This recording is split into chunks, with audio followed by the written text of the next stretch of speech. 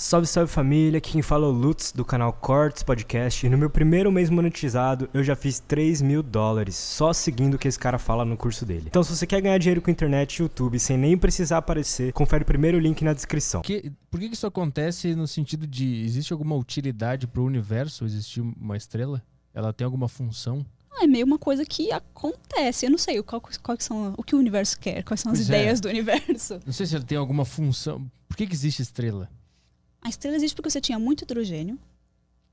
E daí, por causa de qualquer perturbação que acontecesse pela gravidade, se você tem um pouquinho mais de coisa aqui, a tendência é de outras coisas, por causa da gravidade, irem se acumulando nesse ponto onde você já tinha uma sobredensidade, podemos dizer. Uhum. Você já tinha um pouquinho mais de coisa aqui, daí ela, pela gravidade, vai puxar outras coisas. E daí você acaba formando umas bolotas gigantes de material, hidrogênio na sua maior parte. E daí a estrela é uma consequência disso. Por que tem essa? Por que tem uma gravidade que está puxando esses elementos? Como é que isso aconteceu? Por que existe gravidade? É uma coisa que existe. É uma coisa das partículas. As partículas têm essa propriedade. E daí não tem muito o que você fazer para ir contra isso. Mas em algum momento uma partícula tinha mais gravidade que a outra e aí uma foi puxada. E aí isso vai virando a estrela. Não, basicamente, se você tiver um monte de partícula igualmente espaçadas, mas aí acontece alguma coisinha que você dá um empurrãozinho em uma partícula. Daí ela vai andar um pouquinho para o lado e daí a gravidade dela em relação à partícula que está mais perto dela vai aumentar, porque a gravidade depende da distância que você está. Quanto mais perto você está de uma coisa, maior é a força da gravidade que ela tem sobre essa coisa. Eu peguei. Okay. Você peguei. Pode ir. Vai. Então daí a gravidade vai ser mais forte entre essas duas partículas. Então elas tendem a ficar juntas. A gravidade de uma vai puxando a outra, delas tendem a ficar mais juntas. Uhum. E daí a gravidade dessas duas, porque elas têm uma massa maior agora, que elas se juntaram, vai começar a puxar as outras. Elas sentem que tem essa força maior puxando elas. Elas vão engolindo tudo que tem. E daí você vai, não engolindo, mas você vai juntando todo mundo. A tendência é essas coisas se juntarem. Acho que tinha um jogo na internet que eu jogava que era alguma coisa assim, sobre star, sei lá, estrela, alguma coisa, que tu começava com uma partículazinha pequenininha, e aí tu tinha que... Era online, era muito legal porque era online. E aí tu andava com ela com a setinha do teclado, e aí se tu conseguisse passar por cima da partícula do outro cara, que era menorzinha, tu engolia a dele e a tua ficava um pouco maior. Basicamente. Aí tu ia engolindo, só que era proporcional, assim, daqui a pouco tu era gigantesco, assim, e tu ia engolindo outras bolas gigantescas. Uhum. Essa é a minha noção de astronomia, né? Por causa desse joguinho aí, que eu sei que as partículas se juntam e vão crescendo cada vez mais. Daí se você junta uma quantidade suficiente de material, uma quantidade suficiente de hidrogênio, chega a esse ponto que a coisa não consegue mais se manter estável, ela tá muito pesada, e daí acontece essa coisa lá no núcleo, que é onde você tem a maior pressão, começa a queimar hidrogênio em hélio. Então daí, isso demora um século, a estrela fica muito tempo fazendo isso daí. Esse é o processo que mais toma tempo da vida da estrela, queimar hidrogênio em hélio. Então ela está feliz enquanto ela está fazendo isso. Enquanto ela tem hidrogênio lá no núcleo dela para transformar em hélio, ela está contente. Então isso daí, quando a estrela está nessa fase, a gente chama de sequência principal. A estrela é a fase da vida que a estrela passa a maior parte do seu tempo. Então é tipo a estrela criança até a estrela virar adulta, sabe? Uhum. Mas daí chega uma hora que no núcleo da estrela acaba o hidrogênio. Você já transformou todo o hidrogênio que você tinha em hélio. O que você vai fazer agora? Daí se a estrela for grande o suficiente, ela começa a queimar o hélio em outros elementos, cada vez mais pesados. Você vai descendo a tabela periódica, você vai indo.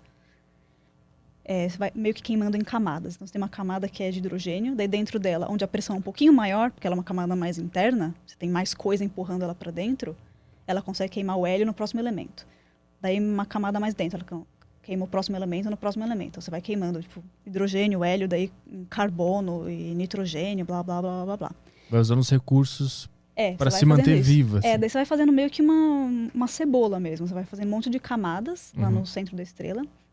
E daí, dependendo da massa da estrela, dependendo de quanto material ela tem, de quanta energia ela tem, ela consegue chegar até o ferro. Você chega num ponto que você tem lá um núcleo de ferro, e daí os outros elementos, o níquel, blá, blá, blá, blá, blá, até chegar no hidrogênio. E daí você tem uma baita camadona em volta da estrela, que é basicamente só de hidrogênio. Quando você chega nesse ponto, a estrela não consegue mais continuar esse processo. Ela não consegue juntar os ferros e fazer o próximo elemento.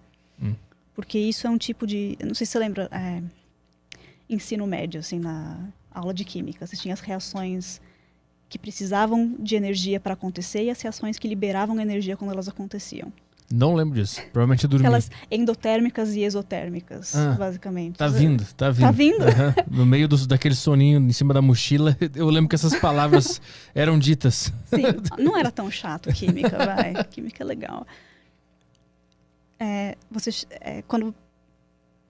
Perdi minha linha aqui. Tá, Ela precisa de energia ou ela exala energia? Exatamente. Então, quando você junta 2 hidrogênios, você libera energia. Você junta 2 hélios, você libera energia. Tudo bem. Agora, para você juntar 2 ferros, você precisa de energia.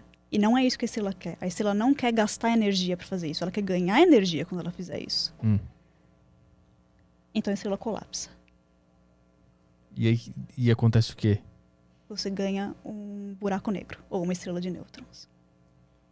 Um dos dois, mas o que... Um dos dois, daí depende. O que define se ela vai virar um buraco negro? Qual é a massa da estrela? A gente tem mais ou menos certinho, assim. Se a estrela tem até 8 massas solares, ou seja, uma estrela que é da menor estrela possível até uma estrela que tem 8 vezes a massa do Sol, ela segue um determinado caminho evolutivo. Se ela tem de 8 até umas 20, ela segue outro caminho evolutivo. Se ela tem mais de 20 massas solares, ela segue outro caminho. Então, se ela tem mais de 20 massas solares, a hora que esse núcleo apaga, que você não consegue mais criar o próximo elemento, a estrela colapsa, e esse colapso ele é tão violento que você cria um buraco negro. Tipo, nada consegue sustentar a força desse peso que tinha essa estrela massiva quando ela colapsa. Não tem nada que consegue sustentar, então ela simplesmente colapsa tudo e vira um buraco negro, e as camadas externas dela, ela meio que joga longe e você cria uma supernova. Então ela explode numa supernova, é isso que é uma supernova, quando a estrela morre, e o que resta dela acaba virando esse buraco negro. E o buraco negro, ele é o quê? O que é o buraco negro? Eu já vi documentar, mas não entendo nada. O que é um buraco negro? E por que ele... estranho de explicar. Por que ele mexe no conceito de tempo e espaço? Que falam que perto dele o tempo e o espaço vão sendo distorcidos. Por que isso acontece lá? Você pode pensar num buraco negro como uma distorção do tempo e espaço ele mesmo. Aconteceu uma coisa tão extrema ali que meio que o espaço-tempo... Sei lá, é uma coisa que a gente fala que tem uma gravidade infinita, né? Eu costumo falar isso daí, tem uma densidade infinita, é uma gravidade que nem a luz consegue escapar. Então, se você imaginar que o espaço é uma coisa assim, é tipo um lençol, você imaginar um buraco negro, você colocar uma coisa que é muito, muito pesada no meio desse lençol, e ele vai afundar. Tipo, muito. Então, daí qualquer coisa que você jogar nesse lençol, você joga uma bolinha de gude, ele vai espiralar, e se cair nesse buraco, não vai sair. O buraco negro, a questão é que nem a luz consegue sair disso daí. Você tem a velocidade de escape, né? Se você quer lançar um foguete, você precisa sair da Terra com uma certa velocidade, porque senão a gravidade da Terra vai puxar o seu foguete de volta e vocês vão tudo morrer. Para um buraco negro, a velocidade de escape é maior do que a velocidade da luz. Então nem a própria luz que cai lá dentro consegue sair. Nada consegue escapar dessa gravidade desse lugar. Então Mas você consegue pensar nisso como se fosse um buraco no espaço-tempo, assim. É uma coisa que furou ali. Mas aquilo ali é um fim, alguma coisa que passar ali perto vai ser sugado e fim, acabou? Não é exatamente sugado, a gente costuma pensar como se fosse um ralo, né? Sim. Mas não é exatamente assim. Ele tem uma gravidade, que nem o Sol tem uma gravidade. Se você jogar uma coisa perto do Sol, a coisa pode entrar em órbita em torno do Sol, e se ela tiver velocidade suficiente, ela pode simplesmente escapar ao Sol. O Sol pode só tipo, curvar o caminho que essa coisa estava fazendo e ir embora.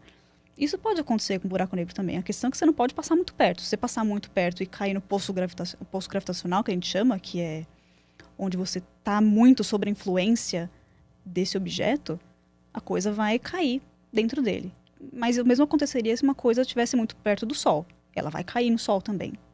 Então não é que o buraco negro é uma coisa maligna que vai tipo, aspirando tudo que chega perto dele. É que se você chegar perto dele, assim como você chegar perto de qualquer outro objeto, a gravidade dessa coisa vai te puxar. Se você chegar muito perto, dependendo da gravidade do objeto que você está falando, você vai cair nesse negócio e já era.